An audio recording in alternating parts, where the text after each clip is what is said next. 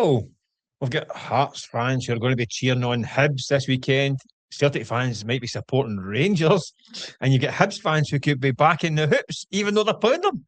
We're all set for a wild and wacky finale to the Premiership. It's time to buckle up, or maybe lie down, Gav. Maybe lie down. That could be the word. Listen, I see what you did there, Brett. I see what you did there. There's no lying in the job here. Listen, welcome to Game On, the weekly hot take podcast brought to you from Daily Record in association with NordVPN. Protect your private data like bank details, passwords, and online identity. To get the best discounts, head to the description box below and get your discounts for NordVPN.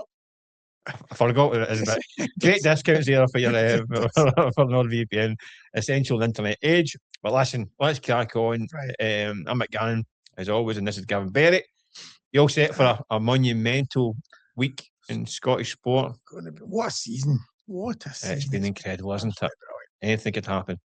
Listen, we'll crack on with the show, right? King Charles was in America during the week, and I don't know if you've seen it. He gave President Trump an old bell from a submarine. It was actually called the HMS Trump. Nothing to do with his family name, just the old Trumpism. Yeah. But could the bell be tolling for Danny Royal and Rangers on Monday night? What curveball you're looking at me like, where is he going? Could it be the final bell tolling? Is it down under pressure to deliver the title this season? You put me in a panic. Well, he's under pressure in the same way that any other Rangers manager is when they get themselves into the situation that they were in. But I would be shocked, regardless of the outcome of these final 4 games. I would be absolutely shocked if he wasn't in charge for the start of next season, regardless of what happens. I just think the club's owners are all in on him, but we do know how these things work, and I do think that what happens in these remaining games, Michael, will determine how much pressure he starts next season under. I mean, if they lose to Hearts on Monday and they lose at Celtic Park and they end up finishing the season third, I think that the fans will be very restless and it will be a lot of pressure on him at the start of next season. But I do think he'll get the summer. He's not had a summer transfer window. I think he'll get that, but the jury's definitely still out on him. I just think, I think you're probably right, Gav. I think you've all got this I think he does deserve a pre-season and a transfer kitty to see what he can build on his own. However, if you look back to January and the position that he got, he managed to get Rangers in a position in January, goes to Parkhead and wins. At that point in time, the Rangers ownership back on big time in January, spent some serious money. There's now the opportunity, it looks like, given the results that are elsewhere. I mean, you see Shakhtar Donetsk get gubbed in the first leg in Europe the other night, the Crystal Palace. It looks like Rangers could go directly into the Champions League, and then the wealth that opens up and the kind of path that takes them down. I think Rangers, if they'd stumble and don't get over the line now, he is going to be in bother. Because the Rangers ownership seen an opportunity in January, the door was open. And by the way, Celtic and Hearts have continued to drop points here and there since then. It's going to be a record low winning title season in terms of points. If Rangers are on the wrong side of that, I think he's I keep under pressure. But they're not going to go over the line, are they? I mean, the Motherwell game. I think there's plenty to happen yet. Plenty to happen yet. Motherwell defeat. Plenty that can still happen. I think he's probably. It's a bit like the Philip Clement situation when he came in and hauled them back into the title race. They just had too much to do, and that's where I have a bit of sympathy, for Clement back then and Danny Rule here. Getting them into the title race, you almost become a victim of your own success because nobody expects it. But once you get there, but once you do that, victim of success. All right, so listen, Russell Martin drew 6 and lost one of his first 8 games. Right, it's only 6 points from 8 games. Right, a bad start.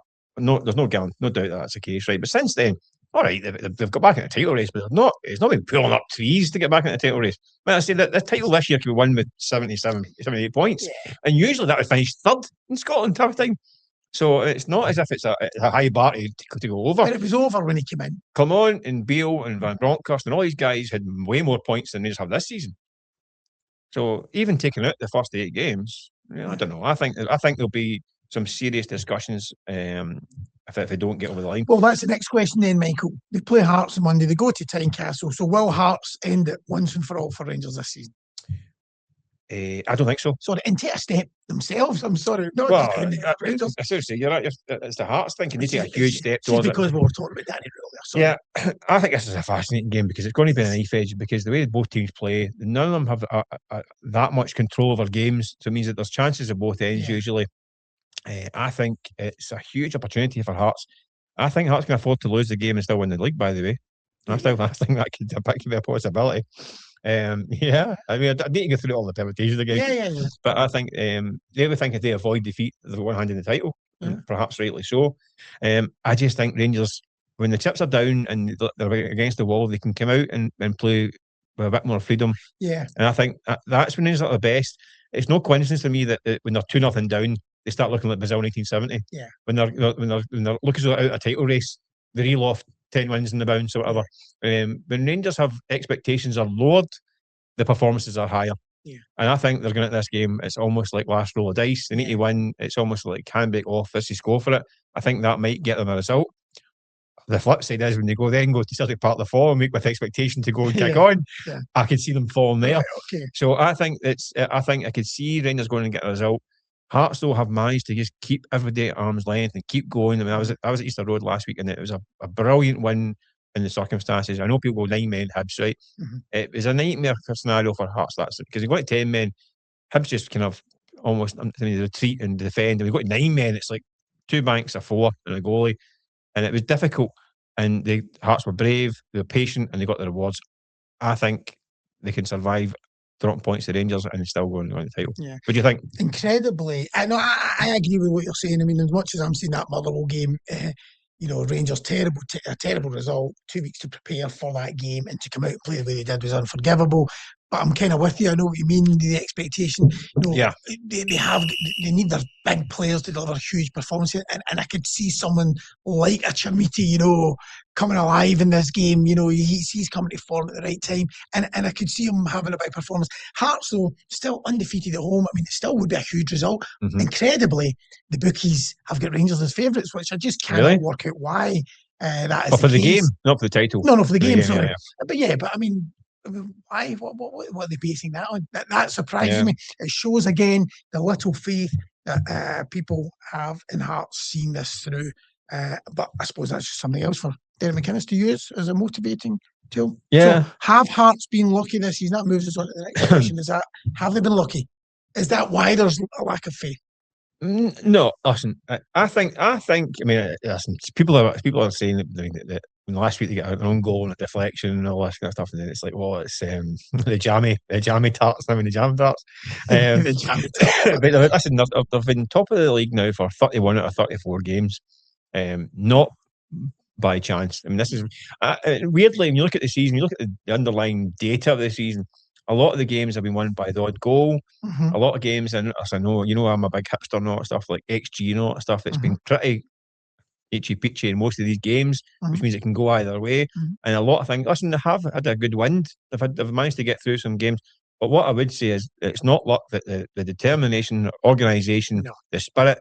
By the way, they've won about 20 odd points in the last 10 minutes of games this season. Yeah. That's desire, that's mentality. Belief, it's patience, mentality. These are things, and it's really good qualities and quality as well. The guys that have delivered big moments at big times, like they did the weekend there. So no, I don't think they have. But they've had the wee break of the ball that's went the other way this season, which you have to have, especially if you're going to try and win a league and beyond the Old Firm. So they've had a good break of the ball in some weeks. But you can't say this is all down to luck. That's for sure. I mean, Celtic have had that on occasions this season, with the late goals and all that. Of course. I mean, people could say that's lucky, but it's not. It's described as being that's the mark of champions. Exactly. So why not when Hearts do it? And they're grinding out results, or they're getting a wee rub of the green. Yeah. Why can't we say that it's a mark of champions for them? No, absolutely. If it happens more than once or twice or 3 times, it's not coincidence. No. And it's certainly not luck. No, everyone predicted their bottle would crash, they would fall away, but they're there, they're fighting. There's no luck involved in that. Is it the old Gary Player line, the harder I practice, the luckier I get? Good. So there's that as well. You make your own luck. Sorry, plenty of cliches here. You make your own luck. But no, I think it's doing Derek McInnes a disservice to say that, because, absolutely, there's no manager who works harder, in Scottish football over the years than Derek McInnes. Yeah. And that's what you're seeing. That's what you're witnessing when you get a wee rub of the green here and there. Yeah, absolutely. Or a late goal. Absolutely, they've earned it. Over the side of Edinburgh this weekend, you've got the Celtic against Hibs, and you're going, I'll be there. Yeah. But the chat this week has been an old phrase that we've are famous in Scottish football about the team's lying down. Throw the game. A wee chat with our own Chris Sutton last night, and then we were mentioning the flashbacks to the lying down comments, if you remember back in the day. Should the Hibs lie down to Celtic? Because listen, Hibs fans, this is a disaster, isn't it? This is a nightmare scenario for them, because if they get a victory, then they get a chance to stay in the hunt for fourth place and all that kind of stuff. But there's a good chance that it gives Hearts a leg up in the title race. So it's a kind of no-win weekend for Hibs. And people are saying, I should just roll over. They should, just so we can see the reaction, because the story will run and run, you know, for their own columnists. Tam McManus and Ryan Stevens are already having a ding-dong over this. They've been great all season, they two, banging back and forward, haven't they? No, it's not. So they shouldn't lie down? Of course they shouldn't. Well, there's no... of course they shouldn't. I think our old friend... So they're going to hand their rivals the title wrapped in maroon ribbons?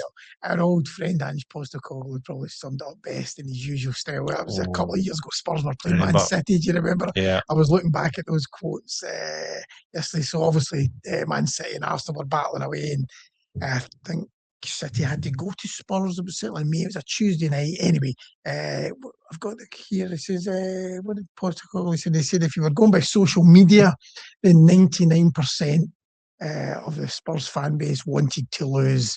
But he was adamant that 100. Actually, the reality was 100% of the Spurs fans wanted to win. Actually, we go with the supporters saying, sorry, the journalist. I had to go with the supporter, and I think he had to go with the journalist as well, saying if you live your life on social media, you need your head examined. But the reality was that the Spurs fans didn't want to win that game against Man City because they didn't want to hand Arsenal a title.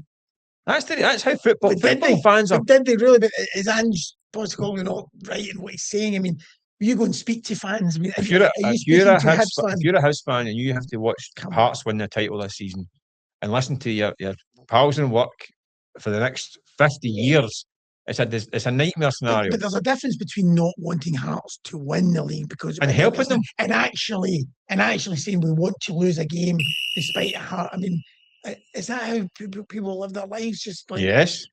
Oh, come on. Absolutely. Just to take pleasure out of other people's misery. I remember, I can vaguely remember, I'm not accusing, I don't think players think the same way as fans, right? Yeah. But I remember being at Celtic Park last game of the season, and I think Celtic had pretty much lost like one game all season, and they lost the last game of the season to Aberdeen. Oh, yeah. On Trophy Day. Yeah. And it got Aberdeen above Rangers. That's right. And to finish third. Yeah. And people were all cheering and all laughing and all that stuff. So it does happen. But that's different because Celtic already won the league. That's true. So there was nothing really. That's true. Hibs are going for fourth here. Are they going to? No. I don't think there's no doubt in my mind. David Gray and his players will not be lying down. Sorry, you're just talking to the fans. No, the answer's no. They're not going to lie down. No. But the fans would probably be feeling it. I think that's clear. So fans would rather miss out in fourth just to sort of Hearts win. Aye. Oh, aye. Right. Okay. I don't think so. Yeah, possibly. I mean, would fifth get them into Europe anyway? Yeah, possibly, yeah. So I mean, Europe thing. It's you get maybe a good couple of tips, but they're not going to win the European trophies. Anyway, back to Celtic again. Yeah. End of last week, interestingly, there were some contracts dished out. Yeah. James Forrest, Liam Scales, and Luke McCowan all get new deals. Some weird kind of response from some fans, I think. What did you make of the decisions to hand these out? I think we have to look ahead to the summer, Michael. You know better than anyone, covering Celtic. There's a huge rebuild coming. Mm-hmm. We could be talking about. I mean, you could be talking about close to 20 players, turning over here. Maybe more. I don't know. Yeah. But I just think, when you're going to be going through a transition like that, I think whoever the new manager is, it's going to be important. I think Martin O'Neill touched on this as well. That any new manager coming in is going to benefit from the three guys here that you mentioned. I think in the case of Liam Scales, I mean, Liam Scales is a first choice pick in the central defence just now. So I mean, I think international for Republic of Ireland. Exactly. So I think he's you always talk about all good teammates and good guys to have around the dressing room. Someone like Luke McCowan is not probably going to play most weeks or certainly start most weeks. So he's one that you maybe would be just sort of keeping around to help. He's going to be a bit part player. Yeah. Liam Scales is different. James Forrest, we know about. He's different again. But he has shown that he can still make an impact this season. Slightly older, but somebody who knows the club and is going to help in that role, along with Callum McGregor, assuming he's still there, the way Scott Brown would have done, back in the day. Yeah. You need these guys. So I think the three of them could be good. But I think Liam Scales, I was listening to Dan O'Day actually talking about it, and he made the point, and it was a very good point, is that Liam Scales is always available. He's very rarely injured. You talk about someone like Cameron Carter-Vickers, who we all know is probably a better player. Yeah, injury problems. But he's not a better player if he's on the treatment table. Yeah. And Liam Scales, I think it's a bit of a rodeo, totally. When fans talk about him. Yeah. So no, I think to be honest, it's a no-brainer. All three of them. What's the damage? Yeah, I mean, as it stands, you're probably thinking that Liam Scales is. I'm not saying he's not third choice centre half, like you say. When you think if Hibs fit, Carter Vickers and Trusty are probably the first choice too. Yeah, I think Scales could be ahead of Trusty at times. Yeah. So he's between second and or first and second, right, or left side of the pitch. So, but you also got to remember Liam Scales himself, right? He's probably played 40 games this season plus. Yeah. Same again last season. Yeah. And he's not one of the massive earners. He's probably entitled to get his agent and say, listen, by the way, I'm playing more games than this guy who's paid 3 times what I'm paid. Yeah. So any chance of getting a bump here? I mean, people forget looking at it from the other point of view. But if you're Liam Scales, you say, well, I'm doing the same as him. And I'm paid a third of the money. I mean, it's time to reward my efforts. And rightly so. So he's not, I think that's a solid bit of business. You couldn't buy an international defender for less than £5 million. So he's a good player having the books no matter what. James Forrest, like you say, okay, again, not going to cost much money. Probably the 5th choice winger next season, but certainly need to buy another 4 probably. Olympic Counts is a good squad member who can rely on it to play a number of positions and all that stuff. Again, not expensive. Again, probably not going to be a first choice pick, but it's a bit of housekeeping for Celtic. I don't think it's worth getting the knickers a twist about. No. Good pros. Yeah. Good solid guys to have in the squad. Yeah. So nothing to worry about. In terms of the countdown is already starting. We've got a huge weekend this weekend, but obviously the countdown is on for the big Glasgow derby, big Old Firm derby, however you want to phrase it, in this city. Yeah. The ticket wars have started, are still bubbling over. We're waiting to find out what the deal's going to be in terms of tickets. How do you see this scenario? Who's in the right over this? I mean, Celtic have said that they can have the 2,500, but the Union Bears can't get in. Rangers saying no, we want the full whack or no dice. But who's in the right here? Well, my daughter had a birthday party last week. I thought she was in Union Bears. No, that was the first one in the house. So we were banging health, me and my wife all weekend, and she was very selective with the guest list. And if your name's not down, you're not getting in. Not about the clavers. No, if your name's not down, you're not getting in. So at Celtic's house, they can say no. I don't actually think. I don't think Celtic can really go down this road. I think you're opening a can of worms. Where does it end? You're punishing an entire group within the supporter base. They're all being punished, And if we're going back to the Scottish Cup, the trouble at the end of the Scottish Cup game at Ibrox, which you were at. Mm-hmm. I mean, there were other incidents on the pitch there. I think before the Union Bears even came onto the pitch. Yeah. So I mean, why should the Union Bears collectively be punished? There'll be Union Bears probably that didn't go on the pitch, and there'll be so-called normal fans who did go on the pitch. So how do you actually differentiate? Say, well, he's getting in and he's not getting in. Yeah. It's like I just don't think he can do it. And you know what? I get that, but listen, we've seen the scenes and we've seen the wee guys with the balaclavas on the pitch and all that stuff and throwing things and all the rest. But how do we know they're all Union Bears? Well, if that's that section will be on balaclavas, as an argument saying, well, Celtic can say, listen, we had a problem with their own ultras and they banned them for most of the season, right? So we've dealt with them. I know people talk to some of them get tickets for Ibrox, and I don't know how you could police that, but from a club point of view, they said we had been dealing with these guys, we banned them most of the season. They entitled now, we're about 4 or 5 weeks on from that game at Ibrox, and they might be saying, well, why haven't you dealt with your section that caused an issue in that game? I know there was people on the pitch at the other end, but in terms of that's Rangers can handle that. Nothing's happened yet to deal with that kind of problem. So Celtic will say, well, we dealt with our troublesome mob and bombed and banned them for most of the season, or at the back end now. Yeah. Why haven't you dealt with that? So I can understand slightly. But that's up to Rangers. It's not up to Celtic to say, no, but their argument would be, you've not dealt with them, so they're not getting into your place. You should be banned them for your place, but you're not getting into your place. I mean that's the argument. Okay. Okay. So let's say, so you're saying there were some Celtic fans on the pitch, and there was probably Celtic fans who misbehaved during that game. Yeah. The Rangers then go and say, well, see him, and him. He can't get in there. Yeah. You know, I mean, listen, I think where does it end? No, I agree with you. What I think what we should be saying is, right, you know what, they can get in, right, but anyone in that stand who's wearing a balaclava is out. The balaclava comes off, or you go out. Simple as that. That's the rule. Because there's cameras on these grounds now. You can identify people. Anyone who's wearing a balaclava and got their face covered up, has to go. Was it these old ban the hoodies back in the day? It was your age, wasn't it? When we were young, it was the ban the hoodies. Yeah. So listen, it's a tricky one, isn't it? I don't know how they're going to resolve it. By this time, it might be done at some point later on today, but it's going to rumble on right to kick-off. I think this is going to be it's going to be a dispute all the way. So. Right. Anyway, we'll be back to more football pressing matters. PFA put out their nominations for the Players of the Year. Mm-hmm. No firm players in the list. I know. First time since 2011. 2011. Yeah, Michael Higdon won it, didn't he? Was it the famous Michael Higdon? That's right. Oh, that's right. It was celebrated. When the big man won the trophy and ended up in the jug. But what do you make of the list? They got it right. So who are on the list? Who are they? Well, it was Maswanisi, Just, Elijah Just, Braga, and Shankland. Yeah. Well, look, I think the list is it's fair enough. But when we spoke before on this, and we were asked to pick our player of the year, who we thought was a player of the year, I'd said Harry Milne from Hearts. So I'm going to stick with that. He's not on it.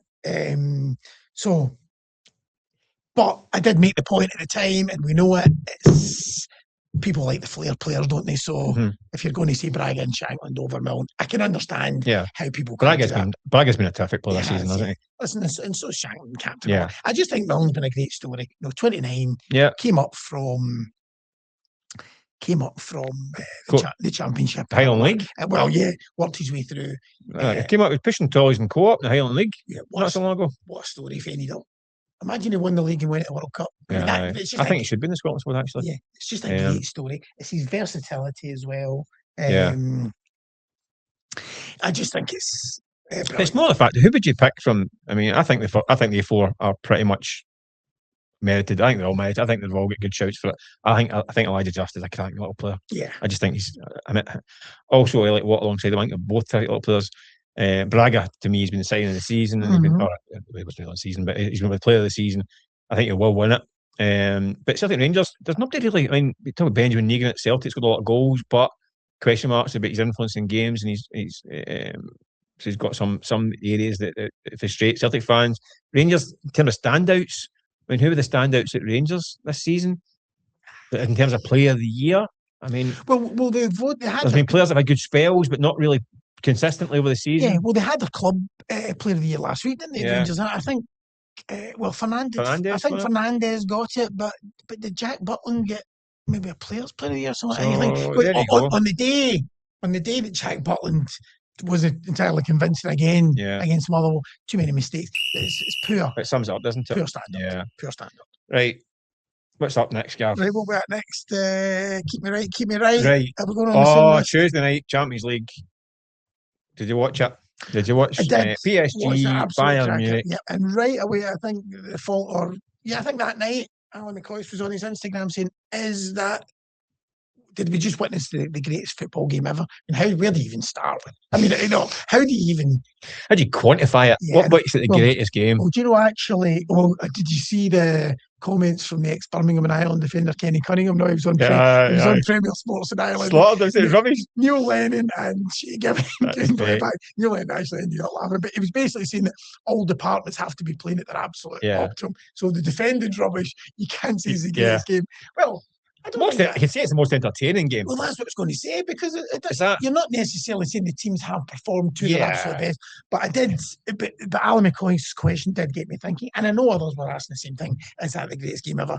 And online we did a piece the following day, Yeah. coming up with sort of the top 10. So there's some Right. classics in there: Liverpool, Alaves, Yeah. the Brazil-Italy one from the 1982 World Cup. I actually watched before your time. Gav. Yeah, I watched a bit of footage from that actually this morning, and we've seen it before. So look, there's been some crackers. What's the best game, greatest game you've seen, either on TV or in person, or what's the greatest game you've seen? I think I was, if we make it just in person, I don't know, I was actually thinking of this coming in this morning. I was thinking, God, what's the best game I've actually been to in person? So it did get me thinking, but just 2 years ago, I went down to Newcastle, West Ham. Went down, me and my son, my pal Alan, his son Charlie. We went to St James's Park for Newcastle, West Ham. They were 3-1 down. Right. They were 3-1 down and came back to win 4-3. And I have to say, I mean, obviously you're going to pick games like that, but just because I'm not saying it was the greatest game ever. Yeah. But in recent times, that was a game that I was actually at. Yeah. And it was a real sort of epic. I think we had Newcastle 4, Arsenal 4 before, didn't we? World Cup final in the Qatar. Yeah. I mean, what a game that was. I mean, the drama, the way it swung back and forward, and you'd Messi. Yeah. I mean, that for me, and recently, that's probably up there. I think it's one of the greatest entertaining games, and the World Cup final, which are usually rubbish. Which is why Liverpool AC Milan, I suppose, then has to come into it. It's the Champions League final, 3 down, 3 each. So all these games, there's so many. I'll give you one that's a bit. It's not. There wouldn't be on any of these best of lists, right? I know you remember it. World Cup 2006. It was Germany, host nation, against Italy. Semi-final. No. Went to extra time. Belter. Absolutely. Kenny Cunningham would love it, right? So it was nothing each after 90 minutes. Yeah. It was one of those games that finished nothing each, and you're sitting. I remember I was on holiday. Actually, I think I was somewhere in Greece, and a wee beer. And I'm watching it, and it got to the 90 minutes, and I thought, I'm delighted we're going to get another half an hour of this, and the other half an hour was just as good, if not better, until I get 2 goals and 2 brilliant goals. I do remember it. Maybe because I was sitting having a beer and I'd peace and quiet, and I was quite enjoying myself. But I just remember thinking, this is 2 brilliant teams, tactically, defensively, attacking. It was just coming and going. It was just a brilliant game of football, absolutely sensational. But obviously, unless you get your Real Madrid, Eintracht Frankfurt games, he's back through the days. But I'm talking about just in terms of the best game. Yeah. It's a hard one to justify because people's emotions are wrapped up in it as well. Yeah. And then when you read about them as well, there's one that's it's well before our time. England 3, Hungary 6 at Wembley. They say that was kind of Puskas and all one of these the guys. best ever. So that's before that kind of time. But in terms of these kind of, I remember World Cup '94. Usually World Cup. I think World Cup games always stand out because it is the pinnacle, isn't it? Yeah. Brazil Holland. Are you going to say Brazil? I was going to say Argentina Holland in Bergkamp. Oh, Bergkamp's goal. That was 98, was it not? No, it was 98. I think that was 98. I think that was France 98. But Brazil and Holland, I think, Brazil Holland 94 as well. Sorry, you're talking Argentina Holland. Yes, that was 98, I think. Right. I think that was 98. Sorry, and also 94. I think it was a quarter final. Brazil Holland. I think Brazil won 3-2. Another classic. Was it Bulgaria? Who did they beat in '94? 3-2. Stoichkov. Yeah, Bulgaria the cracker. I think Romania were involved in a very good one in '94 as well. Some good games about '94. We're rambling. We could sit here all day talking about games, couldn't we? Sorry. Well, it's a different kind of balls now. Snooker. Yeah. We're not asking this question because you remember your famous now. Novak Djokovic. Yeah. We had him retired. You had him retired while the game was going on, and got to the final. And you know what? I know what you're going to ask me, and I'm setting myself up for a fall again. So ask the question. So who's going to win the World Snooker Championships? Bearing in mind we are filming while the semi-finals are going on.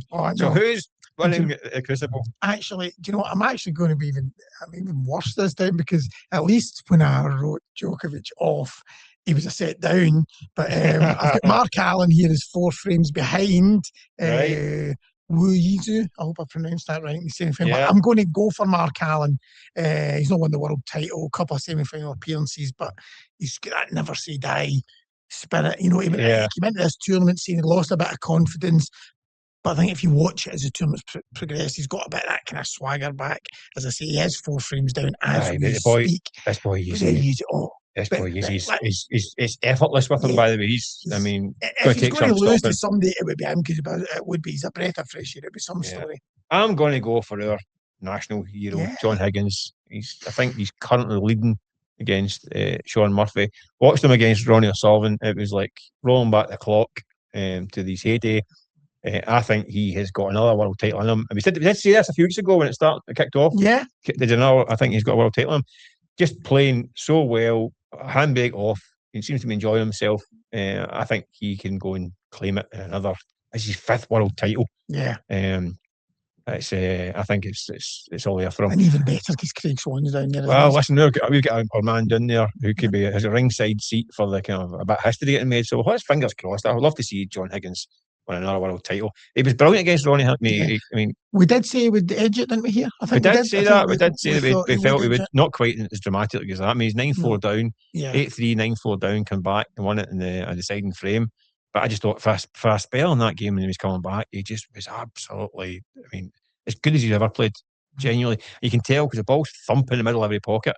He was just so pure. So I think he's going to take his experience.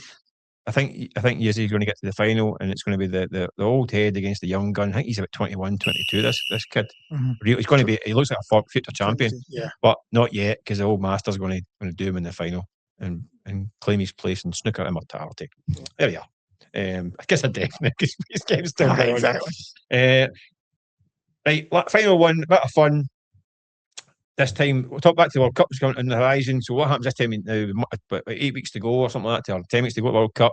You've got all the World Cup songs coming out. We've got a few Scotland ones already.